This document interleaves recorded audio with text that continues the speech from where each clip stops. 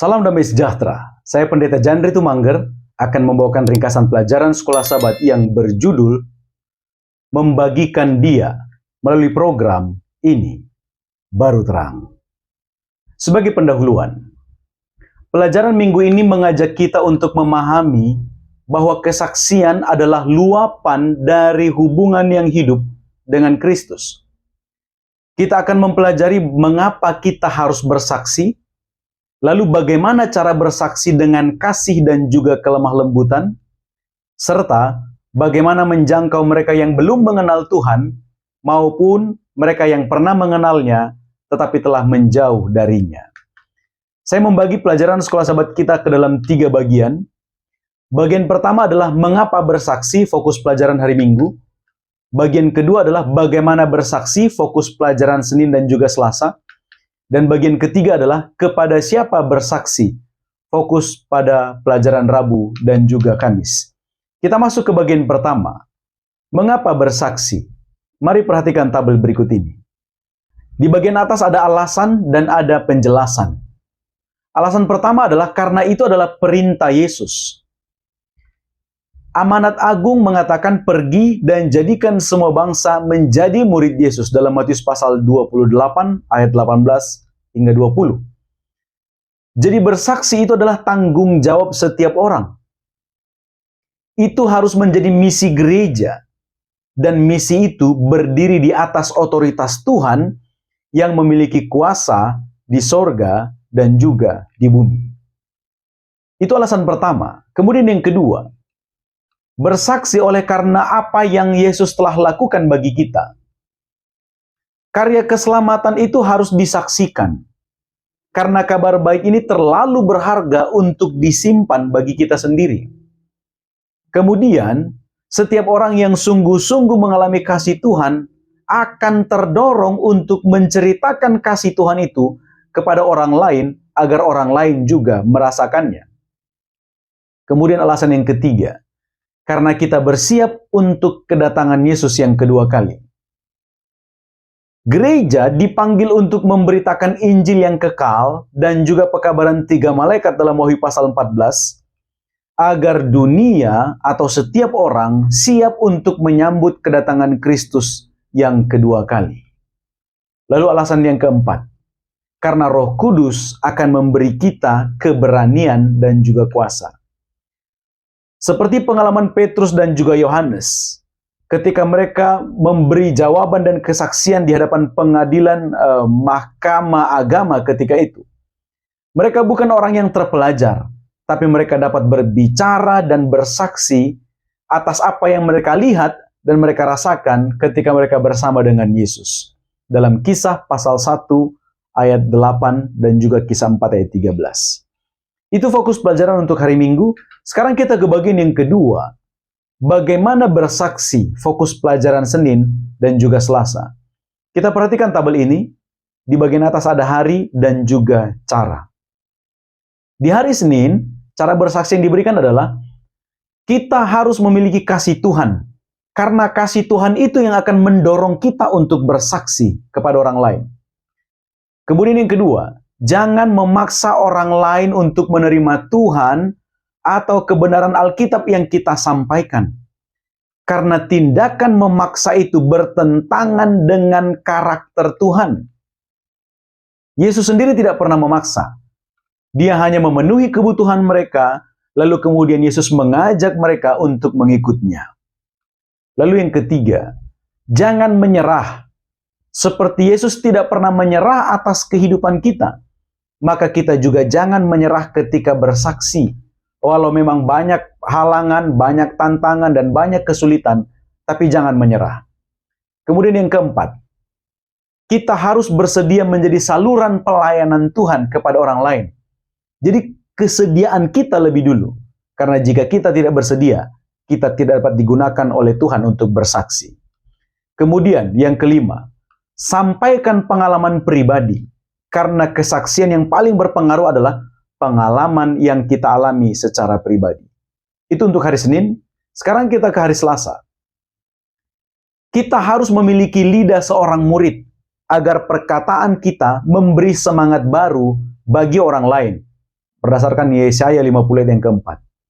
Kemudian yang kedua, kita harus siap menceritakan iman kita kapan saja dengan sikap yang penuh kasih dan hormat. Karena setiap saat kita dapat bertemu dengan orang lain, maka kita juga harus selalu siap untuk membagikan iman kita. Lalu yang ketiga, kita harus membangun persahabatan. Kita harus menunjukkan perhatian dan kepedulian yang tulus kepada orang lain. Itulah awal untuk kita dapat bersaksi. Kemudian yang keempat, kita harus berdoa agar Roh Kudus bekerja di hati orang yang mendengarkan kesaksian yang kita sampaikan. Lalu yang kelima, kita harus melibatkan komunitas jemaat. Akan tetapi, di dalam jemaat sendiri harus ada kasih, persatuan, bahkan kerelaan untuk menderita. Karena setiap pelayanan yang kita lakukan juga akan membawa kita kepada sebuah kesulitan, penderitaan, tapi Tuhan akan kuatkan. Lalu kemudian, kita harus memberi kesempatan belajar Alkitab dan bertumbuh dalam iman kepada setiap orang yang kita sampaikan kesaksian itu. Dan kita harus melakukan panggilan kepadanya untuk mengambil keputusan. Lalu kemudian, kita harus memiliki karakter Kristus. Karena tindakan yang kita lakukan akan menunjukkan milik siapa kita.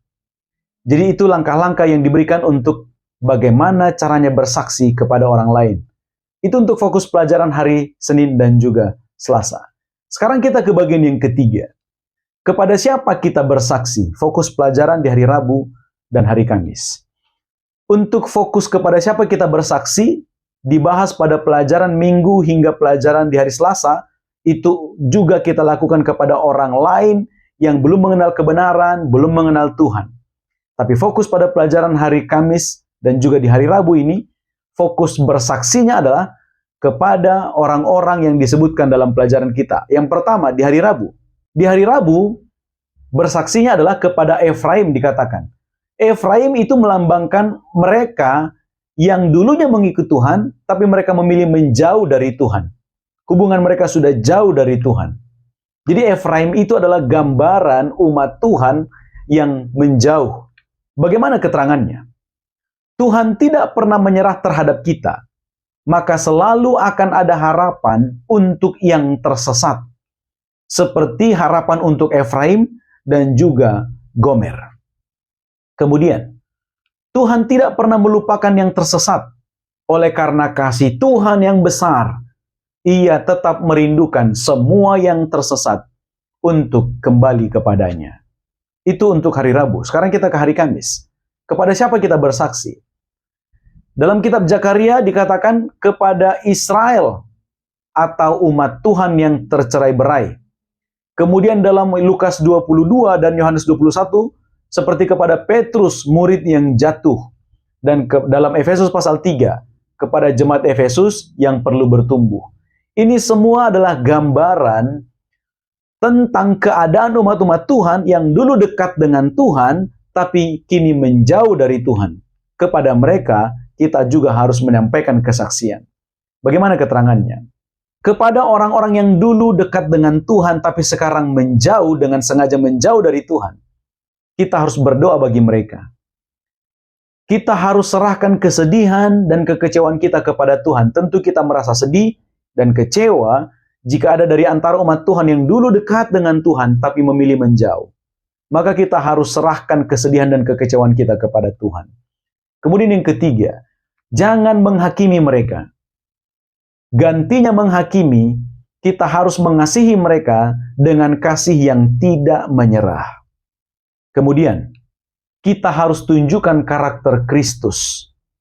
Lalu yang terakhir, kita harus percaya bahwa Tuhan masih bekerja untuk memanggil setiap orang datang kepada Tuhan. Inilah ringkasan pelajaran sekolah sahabat kita sepanjang minggu ini. Semoga menolong kita memahami kemana arah pelajaran ini dan kita akan mendapat berkat. Sebagai kesimpulan, kita bersaksi karena kasih Kristus. Kita bersaksi dengan cara Kristus. Dan kita bersaksi kepada mereka yang masih perlu dibawa lebih dekat kepada Kristus.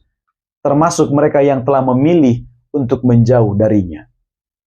Tuhan berjanji akan menyertai kita, memberi kita kuasa, dan juga keberhasilan. Karena Yesaya pasal 55 ayat 11 katakan, firman yang keluar dari mulutku tidak akan kembali dengan sia-sia. Demikian firman Tuhan. Akan tetapi, firman itu harus pertama-tama hidup di dalam kehidupan kita. Lalu kemudian orang akan melihat bahwa firman itu dapat mengubah kita seturut dengan karakter Kristus. Ini baru terang.